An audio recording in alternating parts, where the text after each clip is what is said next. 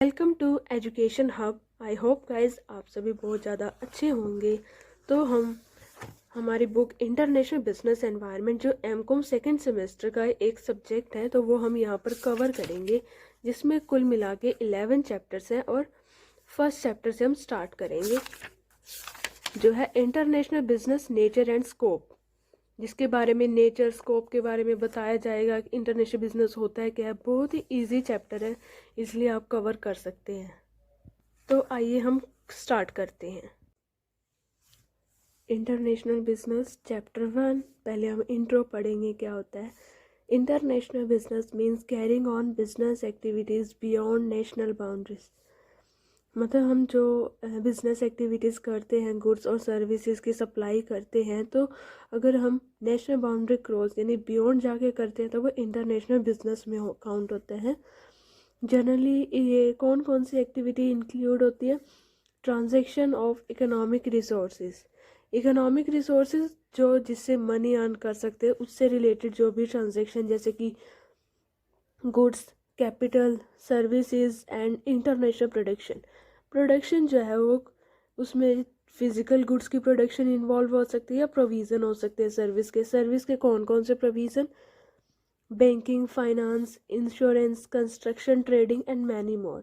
Does international business में सिर्फ और सिर्फ international trade off goods and services he include नहीं है, बल्कि इसमें फॉरेन इन्वेस्टमेंट भी आता है, स्पेशली फॉरेन डायरेक्ट इन्वेस्टमेंट। अगर किसी को फॉरेन डायरेक्ट इन्वेस्टमेंट इस वर्ड का नहीं पता मीनिंग, तो वो कमेंट में बता सकता है। नेक्स्ट वीडियो में मैं पर्टिकुलर फॉरेन डायरेक्ट इन्वेस्टमेंट के ऊपर टॉपिक लेके आऊँगी। तो नेक्स्ट है features. It related to transaction involving more than country. International business उससे रिलेट करता है जिसमें एक से ज़्यादा कंट्री जो है वो ट्रांजेक्शन में इन्वॉल्व।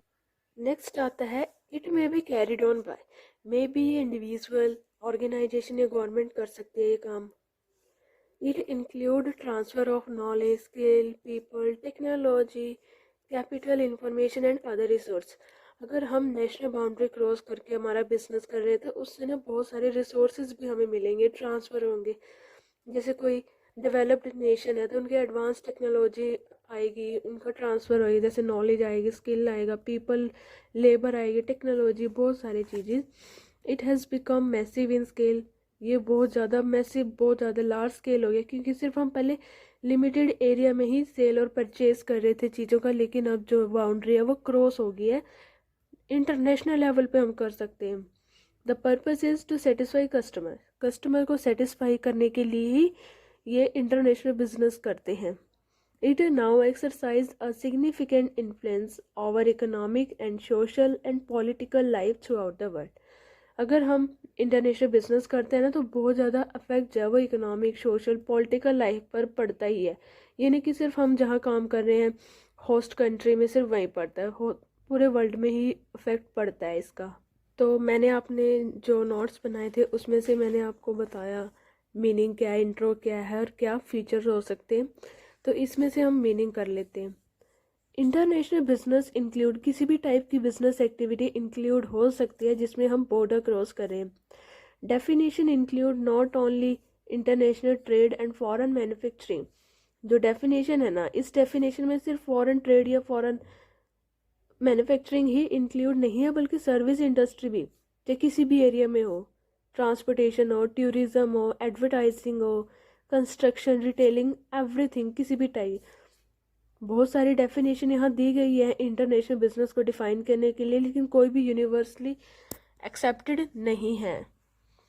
कुछ ऑथर डिफाइन करते हैं कि इंटरनेशनल बिजनेस एक ऑर्गेनाइजेशन है जो गुड्स और सर्विसेज को खरीदते और बेचते हैं दो या दो से ज़्यादा जो नेशनल बाउंड्रीज हैं उन्हें क्रॉस करके, इवन अगर मैनेजमेंट भी सिंगल कंट्री में लोकेट होता है। कुछ ऑथर कहते हैं कि ये सिर्फ बिग एंटरप्राइजेज है, वो बिग एंटरप्राइजेज है जो अपनी ऑपरेटिंग यूनिट को खुद की कंट्री जैसे इंडिया में कर रहे हैं, उससे बाहर जाके वो काम कर रहे हैं। तो इसमें से हम एक डेफिनेशन करेंगे। International business is described as any business activity that cross national boundaries. International business को डिस्क्राइब किया जाता है कि कोई भी बिजनेस एक्टिविटी जो नेशनल बाउंड्री को क्रॉस कर रही है। The entities involve in business can be broken down in, जो भी एंटिटी या जो भी चीज़ें इसके अंदर इन्वॉल्व है ना, वो 4 भागों में बट जाती है। फॉरेन ट्रेड में, trade in services, portfolio investment, direct investment.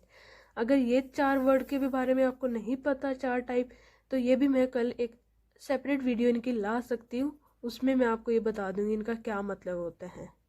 तो नेक्स्ट हम करते हैं कि जो हमारी ऊपर की जो डेफिनेशंस हैं उससे ये कंक्लूजन निकलता है कि international business, carrying on business, जो मैंने आपको अभी नोट्स में से पढ़ाया था वही। तो इनमें एक्टिविटी कौन कौन सी इंक्लूड होती है? गुड्स और सर्विसेज का एक्सपोर्ट करना, कंपनी के साथ जॉइंट वेंचर स्टार्ट करना, लाइसेंस देना ताकि हम हमारी होस्ट कंट्री में भी गुड्स प्रोड्यूस कर सकें, सर्विस को एक्सपोर्ट करना एक नेशन से दूसरे नेशन, जैसे कि बैंकिंग, फाइनेंस, इंश्योरेंस। फिर मैनेजरियल सर्विसेज प्रोवाइड करना कंपनीज को, होस्ट कंट्री के अंदर ही बहुत सारी कंपनी होती हैं, उन्हें सर्विसेज प्रोवाइड करना। तो गाइज आज की वीडियो में बस इतना ही। कल हम इसके नेचर्स, कैरेक्टरिस्टिक्स ये करेंगे, फिर टॉपिक हम कवर करेंगे कि क्या रीज़न है, क्या उद्देश्य है जिसके लिए इंटरनेशनल बिजनेस में बहुत सारी कंपनी जो है वो इंगेज होती हैं। अगर आपको मेरी वीडियो अच्छी लगे तो लाइक करना, शेयर करना और मेरे चैनल को सब्सक्राइब करना। कोई भी अगर आपको समझ ना आया हो तो आप कमेंट में बता सकते हैं। Thanks for watching my video.